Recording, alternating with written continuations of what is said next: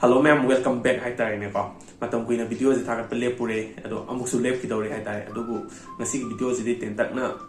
sig video je siamo tra ga engon da su kitang nungai ta ba mala yera ta bai tare aduna sig video je ten tak na sem jara kune kai no de sum winter je sum ing ben jala pai matung ina exam je sum naksale hai tare ngasi na video se mai je ma'am kem tagin na te ba ko ado ma'am no je na khangnai de ko yum dong kuni yo ji diabetes na da ba mi su le sila tra aduna india je dum diabetes ki capital ne ga na hai nei ne ba ko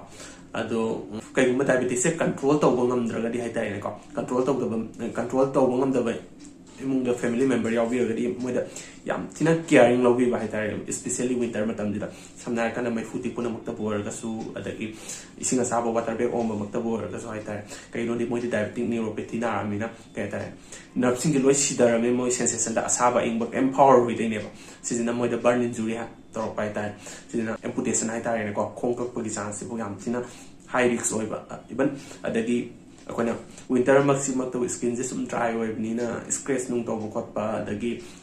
chekhai khokai ba to ba si yum yam ti common ni da ina fazana caring no bi ba tare well hydrated hen bi ba adagi moisturizer season bi ba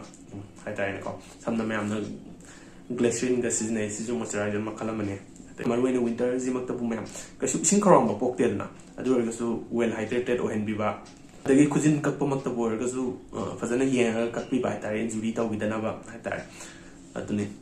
sigi message se presenting ba gina makta sigi video matek se semjar apne ado angang nu bi lai we mung sing de dum isinga sabal lu maga so dum yamtina checksina lumbi ba tare ko diabetes ki video se mamang na fazana details ko na semjar ba ne mayam ni yeng da bi orga de dum se auto bi ba tare